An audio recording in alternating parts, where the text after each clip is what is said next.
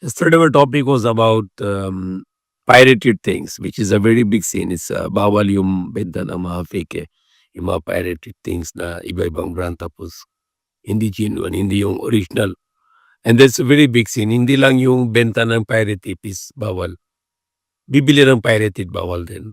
Kahit anuman bagay ng kung fake hindi pwede bibili. Benta bawal, bibili bawal din. Tapos yung income na yun haram, bawal.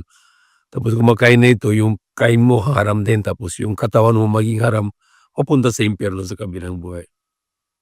At meron din isa pang bawal sa business, yung timbang at yung sukat. Kung timbang, mas malaki ba, mas dagdag pa yun para sigurado na hindi kulang yung timbang. At kung sukat, dapat kunti, dagdag na lang para hindi bawas sigurado. Yan ang isang malaking kasalanan sa Quran. Meron isang Madian, yung Prophet Shuaib, Jethro, alam ng mga Christian na Jethro, yung Shuaib, Prophet Shuaib. Yung mga tao niya na ginawa ito ng kung sukat kulang, kung timbang kulang din. So, ginawa na lang parusa sa kanila, patay sila lahat na may parusa.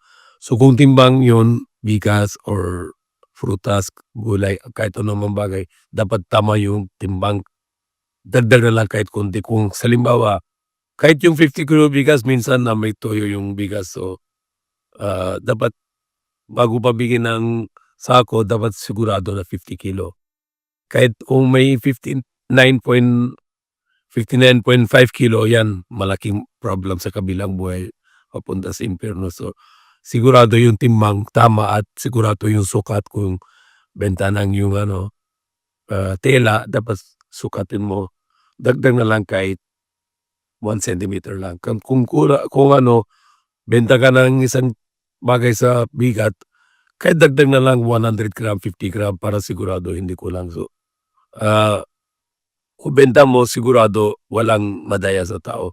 So, yan isa pang malaking kasalanan sa Quran na yung kung benta mo tapos bawas yung timbang mo, kulang yung timbang mo, or kung benta ka sa sukat, kukulang yung sukat mo, sigurado papunta sa impyerno sa kabilang buhay. At ito buhay na yun may curse of God.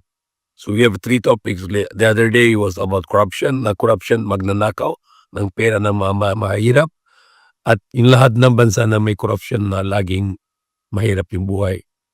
At yung kahapon yung pirated bawal, at today bawal yung kung kulang sa timbang at bawal yung kung sukat na kulang. May Allah guide us. Amin. Sa name of this partner.